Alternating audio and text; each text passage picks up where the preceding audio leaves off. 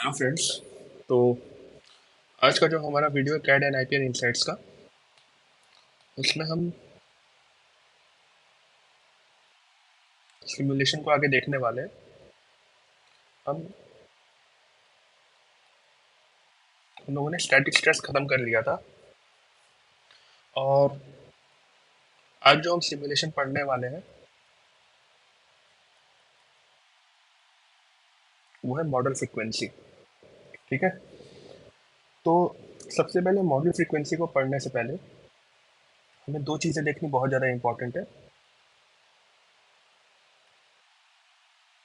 First is constraint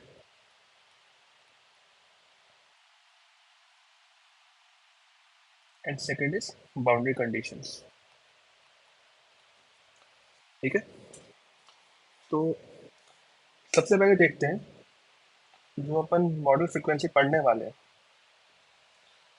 इससे benefits क्या हैं और उसके क्या रिजल्ट्स आएंगे। मतलब हम, अगर कोई आपसे पूछे कि मॉडल फ्रीक्वेंसी हम क्यों करते हैं, कोई भी सॉफ्टवेयर हो, फ्यूजन 360 है, एनसिस है, किसी के अंदर भी हम लोग मॉडल फ्रीक्वेंसी क्यों करते हैं, तो उसके क्या क्या रिजल्ट्स हो सकते हैं। सबसे पहले ये तो structural nodes and boundary conditions के बेस पे हम करते हैं अपने मॉडल फ्रीक्वेंसी को, और इसका जो रिजल्ट आता है ये मेन पॉइंट है। यहाँ जो रिजल्ट आता है इसमें हम क्या क्या देखते हैं, वाइब्रेशनल मोड शेप्स देखते हैं एंड फ्रीक्वेंसीज देखते हैं एंड मास फैक्टर्स देखते हैं। ठीक है। तो ये हमारे लिए सबसे ज़्यादा इंपॉर्टेंट है कि हम मॉडल फ्रीक्वेंसी क्यों पढ़ते हैं। ठीक है। तो चलते हैं हम सबसे पहले, आप नीचे दो डायग्राम देख रहे होगे, मैं एक को कंस्ट्रेंट के लिए लिख देता हूँ और एक को बाउंड्री कंडीशन के लिए। ठीक है। तो हम सबसे पहले बात करते हैं कंस्ट्रेंट की। तो कंस्ट्रेंट क्या होता है बेसिकली, कि कंस्ट्रेंट का काम होता है, जैसे मान लो आप, ये क्यूबॉइड है, एक क्यूब है, ये एक्स वाई जेड प्लेन पे रखा है, जो एक्स एक्सिस से मैं एक फोर्स लगाता हूँ। ठीक है। सॉरी, मैं दोनों में फोर्स लगाता हूँ। ठीक है, हमने दोनों में इक्वल फोर्स लगाया है, इसे हम F1 लगाते हैं, इसमें F2 लगाते हैं। कंडीशन है F1 is equal to F2। ठीक है। ये बस आपको समझने के लिए। सबसे पहले हम कंस्ट्रेंट देखते हैं। तो कंस्ट्रेंट का क्या क्या होता है, जैसे ही हमने फोर्स लगाया, ठीक है, तो इसमें जब हम सिमुलेशन करते हैं तो हमारी जो बॉडी है, जो हम करते हैं, वो स्मॉल स्मॉल पार्ट्स में हम उसको मैशिंग कर देते हैं। ठीक है। हम उसको मैश कर देते हैं। मैश करने के टाइम क्या होता है, अगर कोई छोटा सा एरिया, जैसे ये छोटा सा है, अब मैशिंग में सबसे पहले बताता हूँ मैशिंग क्यों इंपॉर्टेंट है। मैशिंग इसलिए सबसे ज़्यादा इंपॉर्टेंट है क्योंकि ये हमारे जो बहुत बड़ा मॉडल है उसको छोटे छोटे पार्ट्स में डिवाइड कर देता है। Divide model into small parts, और इन स्मॉल पार्ट्स पर हम अलग अलग सिमुलेशन कर सकते हैं, और सबके अपने अलग अलग रिजल्ट्स होंगे।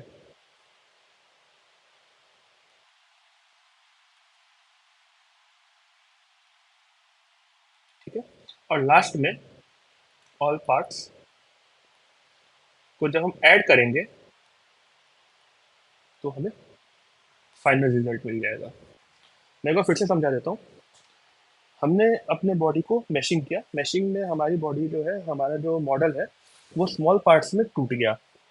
फिर हमने क्या किया, हमने हर एक सिंगल पार्ट पे सिमुलेशन किया। वो सॉफ्टवेयर खुद करता है, सॉफ्टवेयर खुद मैशिंग को करता है, बस हमें मैशिंग साइज उसको बतानी पड़ती है, मैशिंग परसेंटेज उसको बताना पड़ता है। वो हम अभी देखेंगे फ्यूजन में। ठीक है। तो जैसे हम उसको ब्रेक करते हैं, तो सॉफ्टवेयर क्या करता है, हर एक छोटे छोटे मैश पे वो सिमुलेशन करता है, मैथमेटिकल एक्सप्रेशंस लगाता है और उनको सॉल्व करता है, और फिर आपस में कंबाइंड करके एक फाइनल रिजल्ट हमें देता है, जो कि हमारा सिमुलेशन रिजल्ट होता है। बेसिकली मैशिंग यही होता है। ठीक है, तो हम वापस आते हैं अपने कंस्ट्रेंट पे। एक मिनट, मैं इसको साफ कर देता हूँ थोड़ा।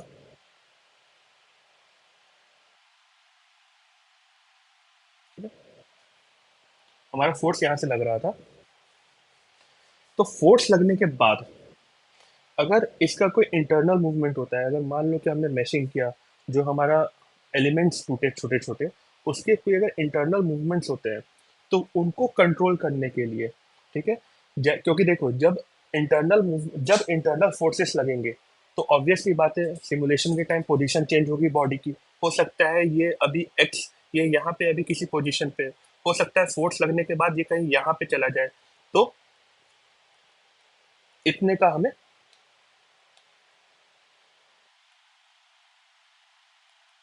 इतने का हमें डिफरेंस देखने को मिल जाए। डिफरेंस को मैं डेल्टा से डिनोट कर देता हूँ। ठीक है, तो ये चीज हमें देखना है कंस्ट्रेंट में। तो कंस्ट्रेंट का बेसिक सा मतलब ये होता है कि internal movement of geometry done while the position is defined. Means हमें ये क्या करता है, इंटरनल ज्योमेट्री को या इंटरनल मूवमेंट को कंट्रोल करता है, जिससे हमारी बॉडी की जो पोजीशन है, हमारा जो मॉडल का पोजीशन है, एलिमेंट पोजीशन, वो सब कुछ डिफाइन होता है। ठीक है, अब आते हैं बाउंड्री कंडीशन पे।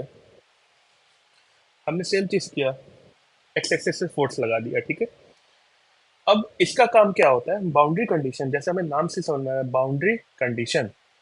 तो इसके जो कंडीशन अप्लाई होंगे, वो हमेशा बाउंड्री पे होंगे। समझ गए, कंस्ट्रेंट हमेशा फेसेस एंड साइड पे होता है, और बाउंड्री कंडीशन हमेशा एजेस पे होता है। ठीक है,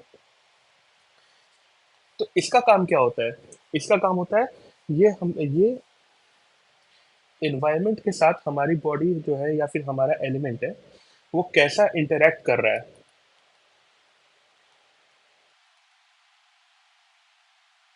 इंटरेक्ट विद इन्वायरमेंट, ये इसको चेक करता है, boundary condition.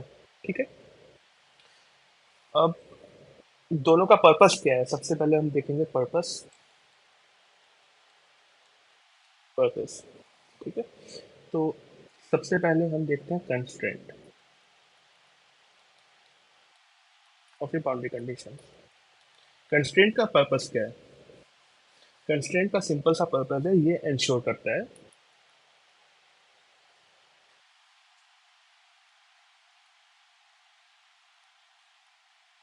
Geometry and motion requirement.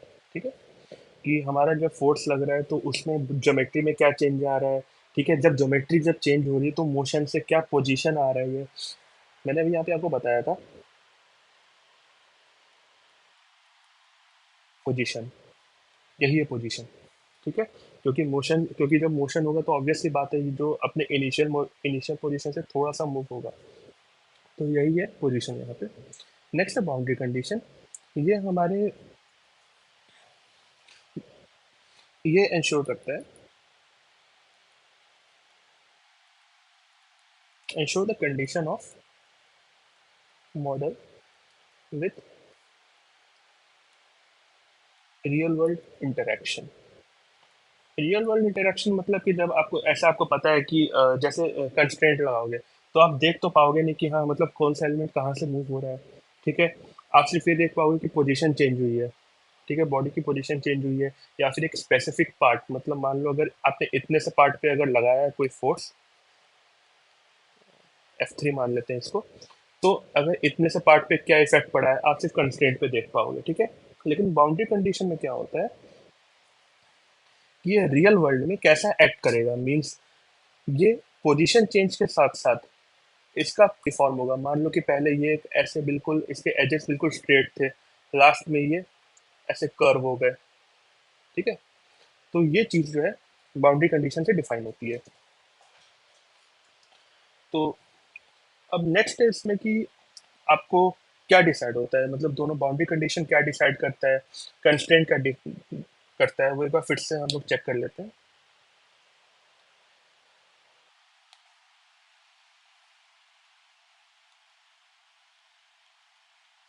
Constraint boundary condition, ठीक है।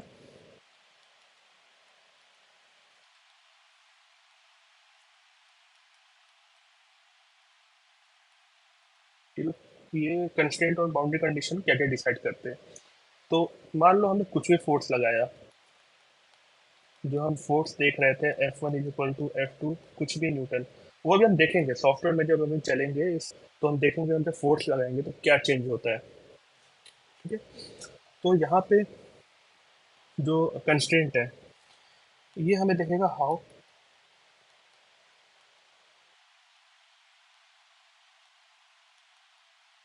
पार्ट्स कैसे मूव करते हैं, ठीक है। पोजीशन ऑफ पार्ट्स मीन्स आप सिंपल सा याद रखो कि कंस्ट्रेंट में पोजीशन की बात होती है, ठीक है। और बाउंड्री कंडीशन में जब एजेस पे फोर्स लगते हैं तो रियल वर्ल्ड में मॉडल के साथ क्या होता है वो उसमें बात होती है बाउंड्री कंडीशन में, ठीक है। बाउंड्री कंडीशन देखते हैं।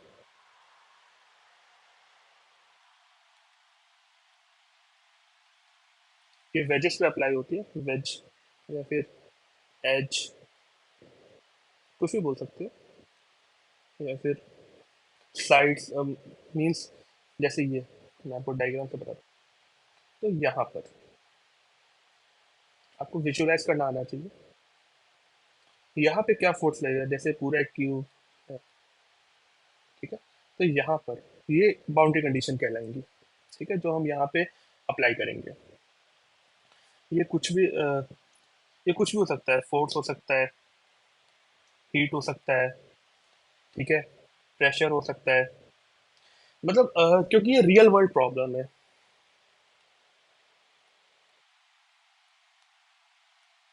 ये रियल वर्ल्ड के रिलेटेड है, ठीक है। जो कंस्ट्रेंट होता है वो हम सिर्फ सॉफ्टवेयर में चेक करते हैं और बाउंड्री कंडीशन हम चेक करते हैं रियल वर्ल्ड के केसेस के थ्रू, कि रियल वर्ल्ड में कैसा काम करेगा हमारा कॉन्सेप्ट, हमारा जो मॉडल है, हमारा जो पार्टिकल है, जो भी हमारा बॉडी है, ठीक है, जो भी एलिमेंट है हमारा, वो रियल वर्ल्ड में कैसा काम करेगा। तो ये कंस्ट्रेंट, तो हम बाउंड्री कंडीशन चेक करते हैं। अब आते हैं इन कॉन्टेक्स्ट ऑफ फ्यूजन 360। देखो, तो यहाँ पे जो हम करने वाले हैं,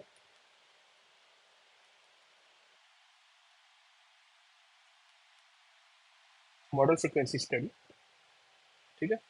मॉडल फ्रिक्वेंसी स्टडी में हम क्या करने वाले हैं, यहाँ पे कंस्ट्रेंट से सारी बात चलेगी। क्यों चलेगी, क्योंकि यहाँ पे मैशिंग आएगा, ठीक है। तो मैशिंग में मैंने आपको यहाँ पे बताया था कि कि हमारा जो बॉडी है वो सॉफ्टवेयर क्या करता है, अगर हम 5% रखें, 7% रखें, वो हमारे ऊपर है, हम कुछ भी रखेंगे तो उस परसेंटेज के हिसाब से वो बॉडी को स्मॉल पार्ट्स में ब्रेक करेगा, जिसको हम मैशिंग बोलते हैं, और फिर उन पे सिमुलेशन करके हमें कंबाइंड सिमुलेशन देगा, ठीक है। अब जैसे मान लो ये एक छोटा सा कोई पार्ट है, ये कोई छोटा सा पार्ट है, ये पार्ट वन, ये पार्ट टू, इनको कंबाइंड करके टोटल इन दोनों कंबाइंड किया।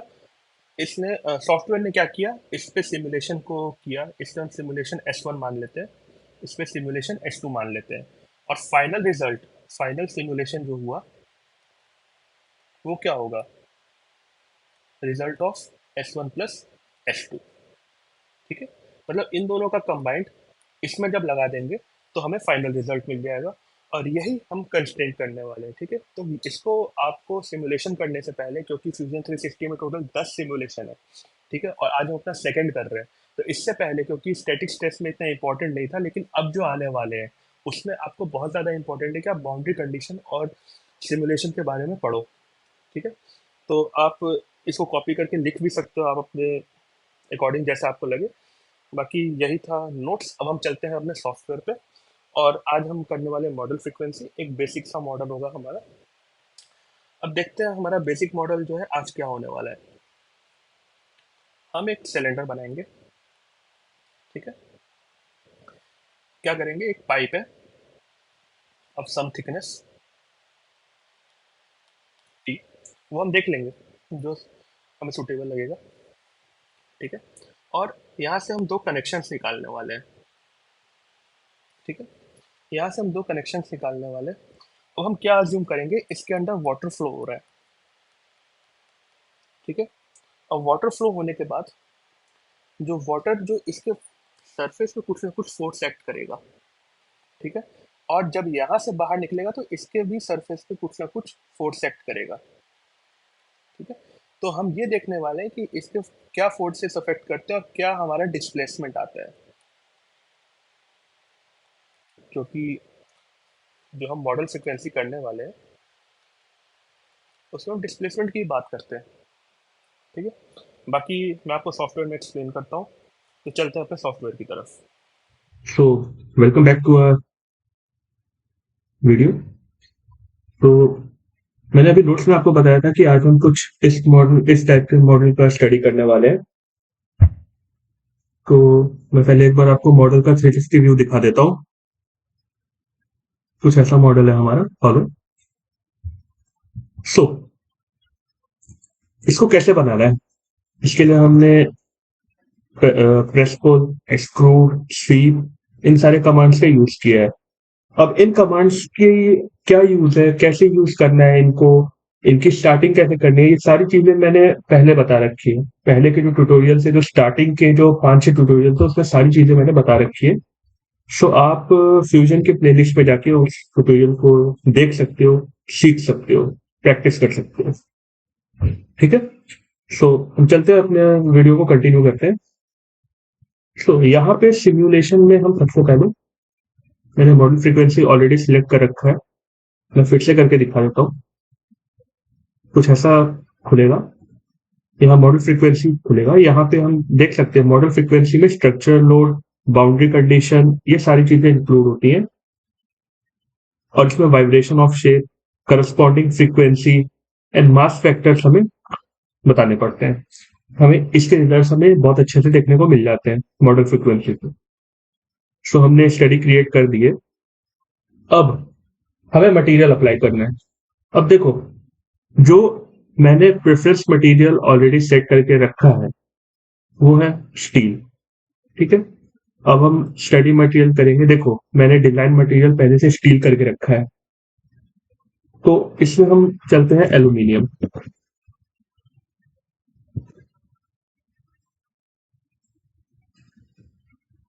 एल्यूमिनियम 7075 ग्रेड तो हम यहाँ पे यूज करने वाले हैं, और इसको हम अल्टीमेट टेंसाइल टेस्ट करेंगे। अच्छा, यहाँ पे मटेरियल 7075 है। अब मान लो कि आपको कोई प्रॉब्लम स्टेटमेंट दे रखा है, उसके अंदर एल्यूमिनियम 7075 की प्रॉपर्टीज नहीं दे रखी है, लेकिन अगर कोई एग्जामिनर या फिर कोई इंटरव्यू आपसे ये पूछ लेता है, या फिर कभी कोई भी डिजाइनर, अगर आपका कोई क्लाइंट है आपसे ये पूछ लेता है कि मेरे को 7075 की जो मटेरियल की प्रॉपर्टीज है, जो इस प्रोसेस में यूज हुई है, जो इस सिमुलेशन में यूज हुई है, मेरे को वो देखनी है, तो क्या करोगे आप, यहाँ पे प्रॉपर्टीज पे क्लिक करोगे। तो देखो, यहाँ पे इसकी डेंसिटी आ चुकी है केजी मिलीमीटर क्यूब में, यंग्स मॉड्यूलस आ चुका है गीगा पास्कल में, पॉइजन रेशो आ चुका है, यील्ड स्ट्रेंथ आ चुका है, थर्मल हीट वगैरह सब कुछ आ चुका है। ठीक है, और फिर हम करते हैं ओके। देखो, कलर चेंज हो गया, एल्यूमिनियम अप्लाई हो चुका है। अब सबसे मेन चीज, कंस्ट्रेंट। हमने पढ़ा था कंस्ट्रेंट जो है मोशन को और पोजीशन को स्टेबल करता है। तो चलो ये वाला फेस लेते हैं, और ये वाला फेस लेते हैं। ठीक है, हमने ये दो फेस लिए। अब यहां पर हमने इसको फिक्स कर दिया है। सबसे इंपॉर्टेंट चीज है, आपको X Y and Z direction के एक्सिस का ध्यान रखना है। अगर आपने एक्सिस के डायरेक्शन के ऑपोजिट में जाके या उसके अपोज में कोई काम किया, तो हो सकता है आपका सिमुलेशन फेल हो जाए, या फिर मोर देन 100%, 110% श्योर रहो आप कि आपका रिजल्ट गलत आएगा, या फिर आएगा ही नहीं, सिमुलेशन रिजेक्ट हो जाएगा। ठीक है, तो यहाँ पे जो हमने एक्सेस लिया, अब देखो ये ऐसे होम, देखो होम पे मैं ले आया जेड एंड एक्स एक्सिस पे, तो तीनों जेड एंड एक्स एक्सिस को फिक्स कर दे। ठीक है, तो ये तो हमने सिलेंडर का बाउंड्री कंडीशन डिफाइन कर दिया।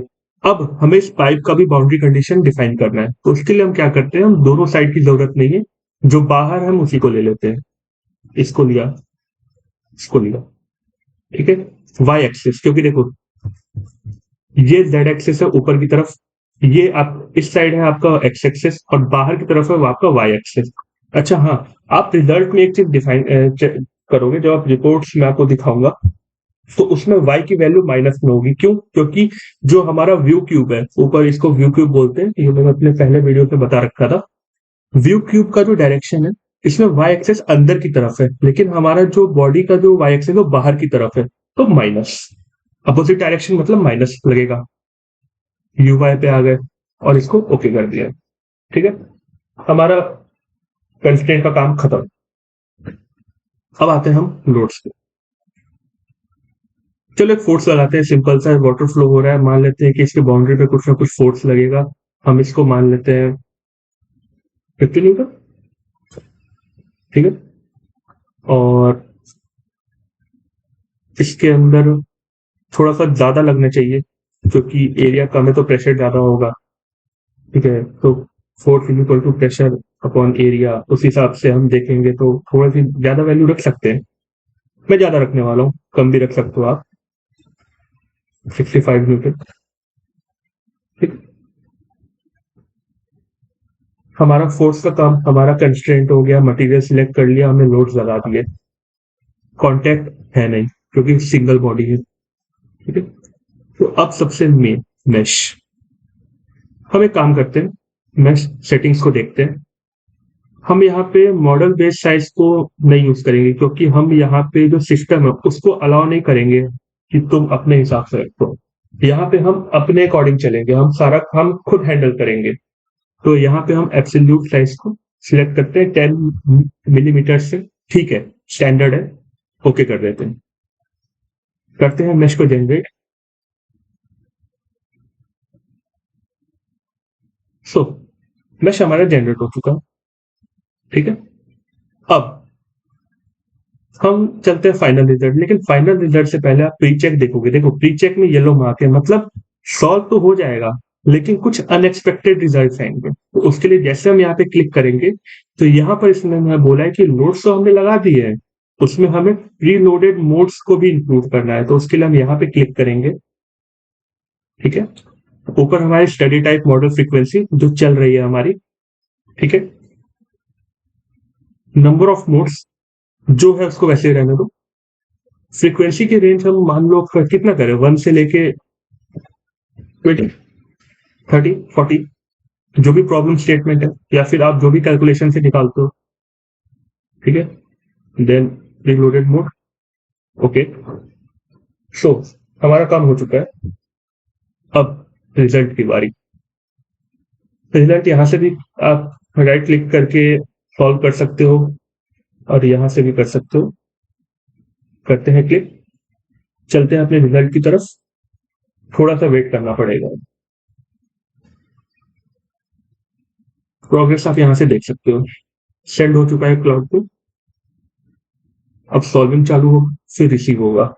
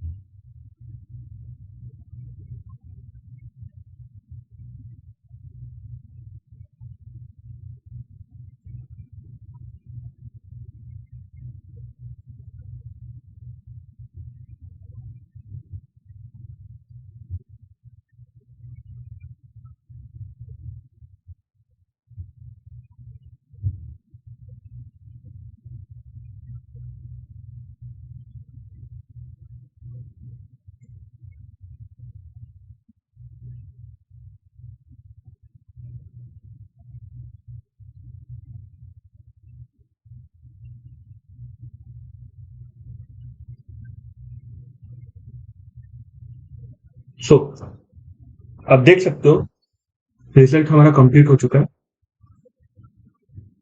अब सबसे मेन चीज मैं फिर से बता रहा हूं, यहाँ पे देखो रिजल्ट के साथ साथ आपको कुछ लाइंस दिख रहे हैं, यही है कंस्ट्रेंट। हमने पढ़ा था कंस्ट्रेंट का काम क्या है, मोशन डिटेक्ट करना, ठीक है।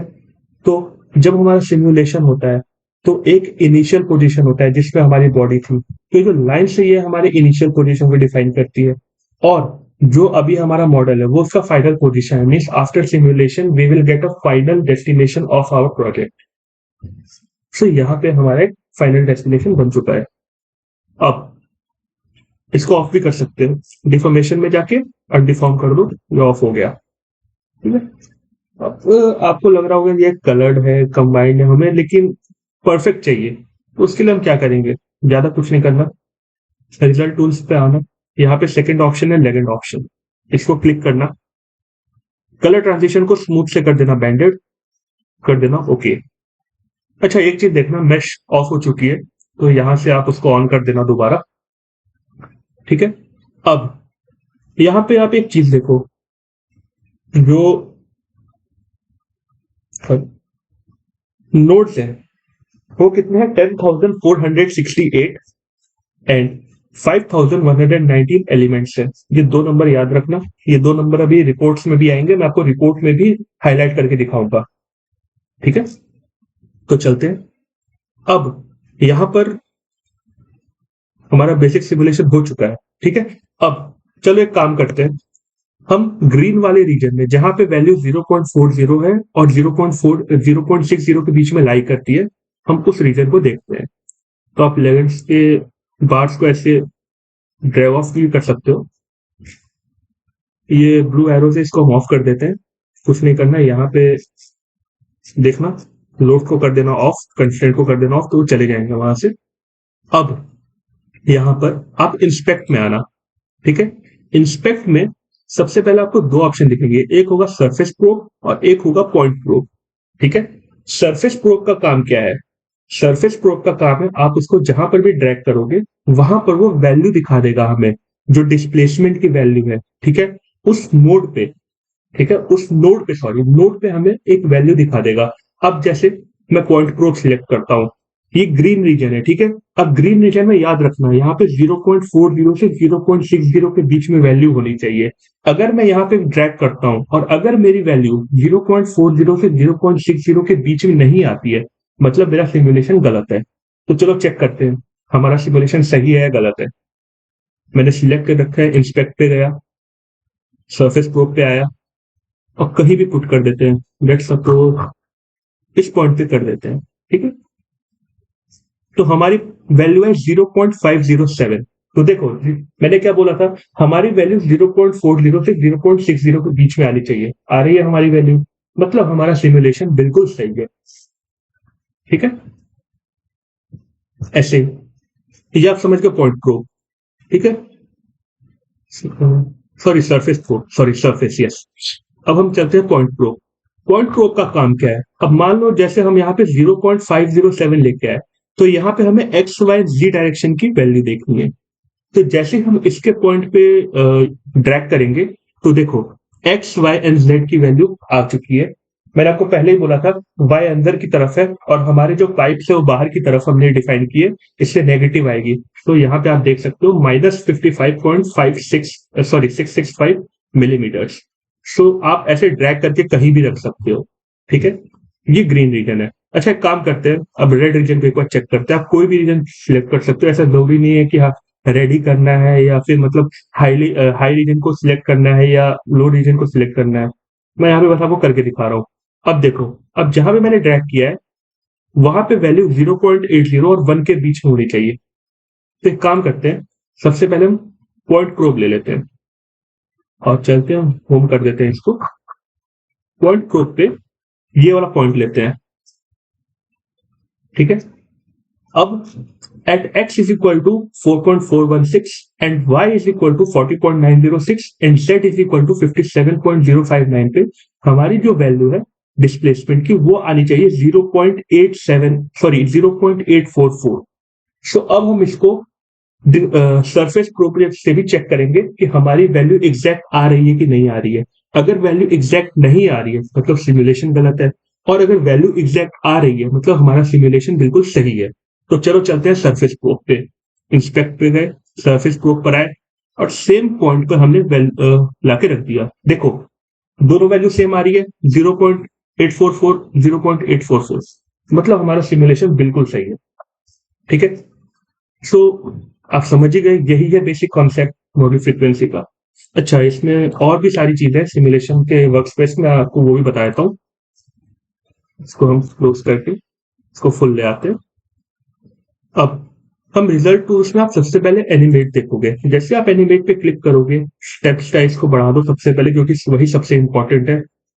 और अगर हम इसको टू वे करके अगर प्ले करते हैं तो हमारा डिस्प्लेसमेंट कैसे एक्ट करेगा, ठीक है, वो सारी चीजें आ रही है। पॉइंट प्रोब पे वैल्यू कैसे चेंज होगी, वो सब कुछ आ रहा है। ठीक है, आप इसको टू वे कर सकते हो, वन वे कर सकते हो, नॉर्मल कर सकते हो, स्लो भी कर सकते हो। ठीक है, ये स्लो हो गया। ठीक है, फास्टेस्ट भी कर सकते हो, ये देखो कितना फास्ट हो रहा है। नॉर्मली फास्ट ही रखते हैं या फिर नॉर्मल रखते हैं। अब यहाँ पे टोटल डिस्प्लेसमेंट हम एक्स डायरेक्शन में देखते हैं। देखो एक्स डायरेक्शन में वैल्यूज चेंज हो रही है। ठीक है, एक्स डायरेक्शन में मैक्सिमम मिनिमम की वैल्यू -1 से 0 के बीच में आ गई। वाई डायरेक्शन में -1 से 0.7 के बीच में आ गई। जी डायरेक्शन में -1 से 0 के बीच में आ गई। तो ये सारी चीजें होती है। ठीक है, तो आपने समझ लिया रिजल्ट टूल्स क्या है। अब आपको एक रिपोर्ट बनानी है। मान लो आपके प्रोफेसर ने बोला, या फिर आपके किसी कलीग ने बोला, या फिर आप किसी कंपनी में हो, आपने किसी पार्ट का सिमुलेशन किया, आपको रिपोर्ट चाहिए। तो रिपोर्ट के लिए क्या करोगे? चलो एक रिपोर्ट बनाते हैं। आप रिजल्ट्स में रिपोर्ट का ऑप्शन देखोगे। ठीक है, यहाँ पे ये सारी चीजें हमसे पूछेगा, स्टडी रिपोर्ट, ऑथर का नाम, ठीक है, हमें फोटोज किस फॉर्मेट में चाहिए, ठीक है, साइज वगैरह, यूज डायनेमिक जावास्क्रिप्ट हमें करनी है नहीं करनी है, सेव रिपोर्ट। चलो हम सीधे सेव करके देखते हैं। सेव किया, ठीक है, तो ये 2 सेकंड टाइम लेगा। चलो ये हमारा रिपोर्ट आ चुका है।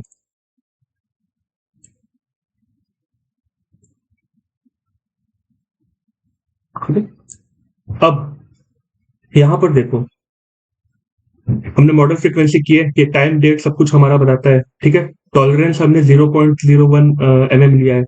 टॉलरेंस इतना ही रहता है, आप चेंज भी कर सकते हो। ठीक है, कैसे चेंज करना है वो बाकी सिमुलेशन में बता दूंगा, वैसे इसकी जरूरत नहीं है। अल्टीमेट टेंसाइल स्ट्रेंथ एल्यूमिनियम 7075, इसकी प्रॉपर्टीज मैंने आपको बताई थी। देखो वहां पे प्रॉपर्टीज मैंने बताई थी और यहाँ रिपोर्ट में भी आई है। ठीक है, तो अगर आपका कोई क्लाइंट है, या फिर आपके कोई प्रोफेसर है, या फिर कोई आपका इंटरव्यू है, वो आपसे पूछता है कि आपने रिपोर्ट में, रिपोर्ट के अलावा मेरे को सॉफ्टवेयर के अलावा रिपोर्ट में भी वैल्यूज चाहिए, तो आप ऐसे दिखा सकते हो। और अगर उसने पूछा कि रिपोर्ट की वैल्यू मेरे को सॉफ्टवेयर में दिखाओ, तो आप सॉफ्टवेयर में भी दिखा सकते हो। ठीक है, नेक्स्ट, मैंने आपको बोला था 2 नंबर याद रखना, 10,468 एंड 5,119। ये नोड्स एंड एलिमेंट के साइज है। तो मेश में देखो, सॉलिड मैशिंग हुई है, सॉलिड मैशिंग हुई है 10,468 एंड 5,119। देखो ये दोनों नंबर मैच हो गए, और ये इंपॉर्टेंट है। ठीक है, फिर हमने कंस्ट्रेंट दिया। ठीक है, हमने फर्स्ट टाइम हमने यूएक्स एंड यूजेड को फ्री किया, यूआई को हमने फिक्स किया था, याद है? सबसे पहले हमने बॉडी को फिक्स किया था, तो इस रिपोर्ट ने उसको सेकंड केस लिया है। फर्स्ट, फिर सेकंड केस में हमने पाइप को किया था, लेकिन रिपोर्ट ने उसको फर्स्ट केस लिया है। कोई इशू नहीं है, कोई इशू नहीं है। ठीक है, उसके बाद से हमने कितने फोर्सेस लगाए थे, देखिए 60 न्यूटन लगाए थे। ठीक है, तो फिर बाकी फोर्सेस की एंटिटी है उसने खुद से ले ली थी, और फिर हमें कुछ ऐसा रिजल्ट देखने को मिला था। सो ये एक ओवरऑल रिपोर्ट है। ठीक है, आप रिपोर्ट डाउनलोड करो, रिपोर्ट से आप अपनी वैल्यूज को मैच करके देख सकते हो। तो मुझे लगता है कि इतना इनफ है, यही था हमारा मॉडल फ्रीक्वेंसी। ठीक है, मैंने आपको रिजल्ट टूल्स बता दिए, कंपेयर बता दूंगा आगे, क्योंकि कंपेयर इसमें इतना इंपॉर्टेंट है नहीं। अब क्या ही कंपेयर करोगे, एक्स वाई जी डायरेक्शन? नहीं। अगर हम थर्मल में आएंगे, थर्मल में हम दो दो, अगर एक ही बॉडी पे दो हीट डिफाइन करेंगे, जैसे मान लो एक पे हम 600 डिग्री करेंगे, एक पे 800 डिग्रीज करेंगे, ठीक है, फिर उस पे हम रिजल्ट देखेंगे, तो उस पे कंपेयर करने का कुछ बनता भी है। यहाँ पे हम कुछ कंपेयर नहीं करेंगे, हमें जो देखना है हम इंडिविजुअली देख लेंगे। ठीक है, तो यही था एक बेसिक हमें मॉडल फ्रीक्वेंसी के बारे में। आई होप कि आपको वीडियो अच्छा लगा हो। ठीक है, आप नोट्स एक बार फिर से देखो और नोट्स के बाद फिर आप सॉफ्टवेयर वाले पार्ट को देखो। सो थैंक यू मेरा वीडियो देखने के लिए। अगर आपको वीडियो अच्छा लगा तो आप मेरे बाकी वीडियो को चेकआउट कर सकते हैं। Thank you.